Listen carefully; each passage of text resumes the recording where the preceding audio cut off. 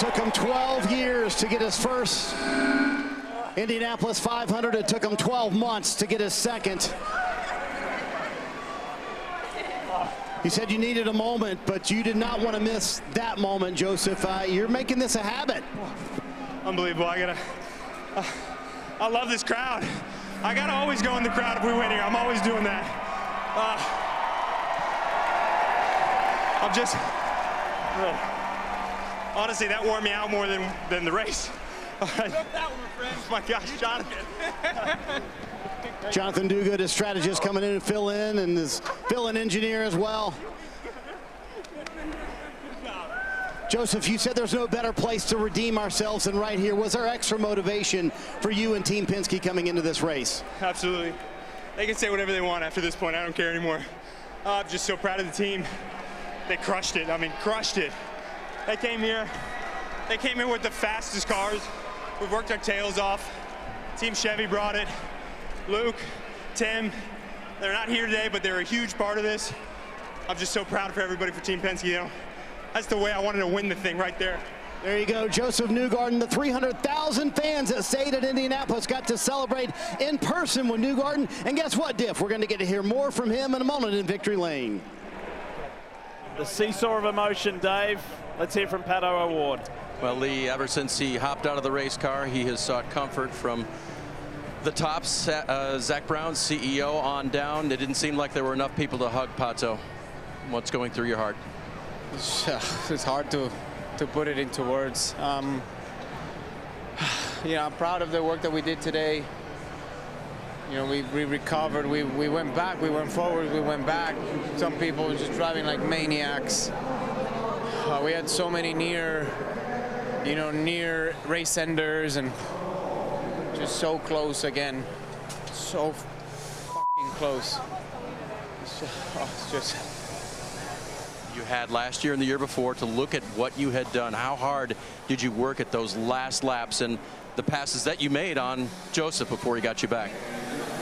I mean, I put that car through things I never thought he was going to be able to do. Sometimes I said, oh, that's it. And somehow I came out the other side of the corner. Oh man, it's just so painful when you put so much into it and then two laps short, I guess, or 2 corners short. It's this place, isn't it? Yeah, it owes me nothing, but it's just, yeah, I much rather have obviously finished the race rather than compared to last year, but it's always a heartbreak whenever it's just so close, especially when it's not the first time and you just don't know how many opportunities like that you have. How do you come back stronger? Do the same thing again and just keep on getting better and see if we fall on the right side next time. The crowd chanted for you here. Did you hear their applause and cheers on the final laps as you were battling? I did. I heard it. Yeah. You know they love you. Yeah, and I love them. They've really made Indianapolis a home for me. Scott Dixon goes from 21st to 3rd today, and it seemed like you guys really maximized everything you could there. What more could you have done, or did you need at the end? Yeah, it was like a win, honestly. You know, those guys, kudos to Josef. Congrats on, you know, going back-to-back, man. That's fabulous for him and his whole group. I think the PNC bang number 9, you know, we had some ups and downs through the races. We had some weird restarts where, you know, it felt like some people were jumping. And then we kind of got onto the right strategy, had some great restarts at the end, and, you know, we were leading. But on that restart, man, when they both blew by me, I'm like, okay, this is going to be a bit of a problem. So, you know, once they started going back and forth, I was just flat out trying to keep up in their toe. So, you know, got to give credit to everybody at Honda and HRC and everybody that's been working extremely hard, but you know, we definitely just didn't have the speed today, unfortunately. What did you make of all of that racing? I mean, it seems so frenetic at times and just kind of chaotic, and it was exciting for us to watch, but from the cockpit, how was it? It's wild, you know. I think everybody treated each other pretty good. You know, I know I had a bit of a mishap there with Hunter Ray, and hope he's okay. I don't actually there was no room there, so I'm not sure exactly where he was going to go. And you know, but it was just one of those days where I feel like everybody gave each other pretty good room. You know, we had some incidents here and there, but it was wild to watch. You know, obviously at the end there, when you're going for third place, you see the first two kind of mixing up. You hope they're going to crash into each other, unfortunately. But you know, that's just the way it goes. But can't thank the team enough, and everybody in the PNC Bank number 9. And the 108 contact on the backstretch, how quickly did he close on you? Take us in, you know, kind of the cockpit there, and your thoughts with that contact. Yeah, I was already moving that direction. Last minute, I saw it just as he hit me, because I was kind of looking to the right. So I don't know the closing rate, and you know, feel bad for that. He's a good friend, and you know, hopefully everybody was okay there. Really good day for Scott Dixon and the 9 team. They come home third. Well, for Scott McLaughlin, it winds up being a 6th place finish. Is it simple enough to say that it was just a clutch issue that may have kept you from the win, Scott? Oh, it's a lot of things that go down to the end, but congrats to Josef firstly, like hell of a drive, just bombing Pato around the outside of 3.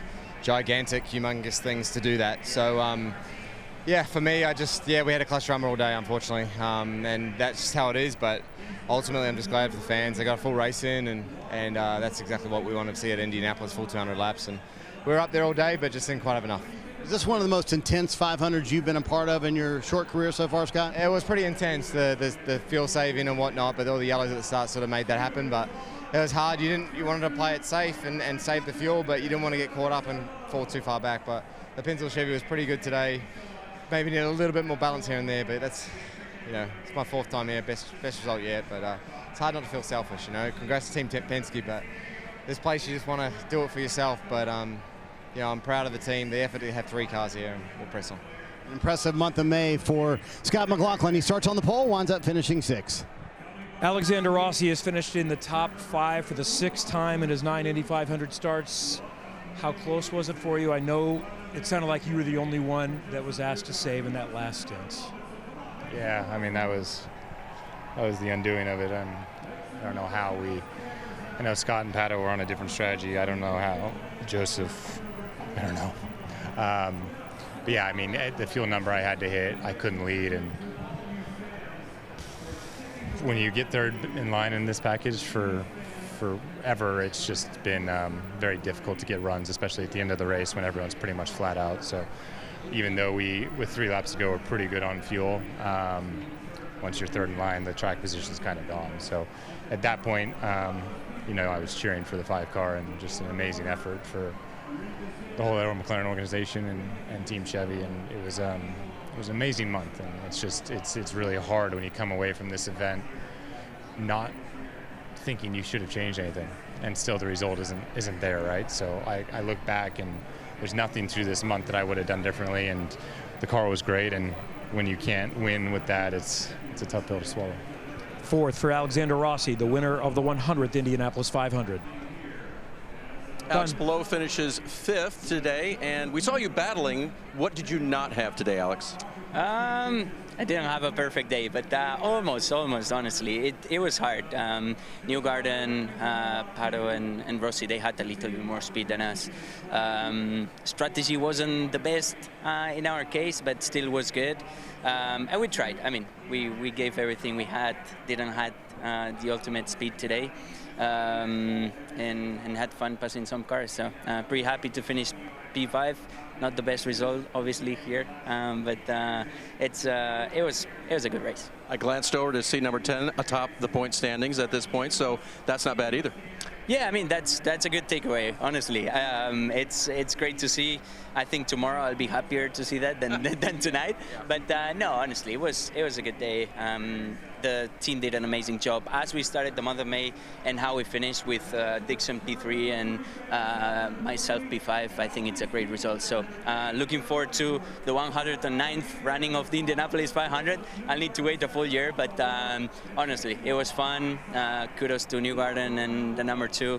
He did an amazing move, and yeah, he deserves it. Alex is counting the days already, and aren't we all, Lee? Oh, yeah. We're going to be racing again before you know it, but we'll talk more about that. There's Zach Brown, CEO of McLaren Racing Worldwide, congratulating Josef Newgarden. That was a few moments ago as Josef and Ashley and little Coda go around the track with public address announcer Dave Calabro just talking to the crowd, who stayed as we show you the unofficial. And Lee, I was following all the action with him, and there was no action on adjusting the car on pit lane. I know you were working hard. What were you lacking? So basically, Cliff's machine was actually really strong.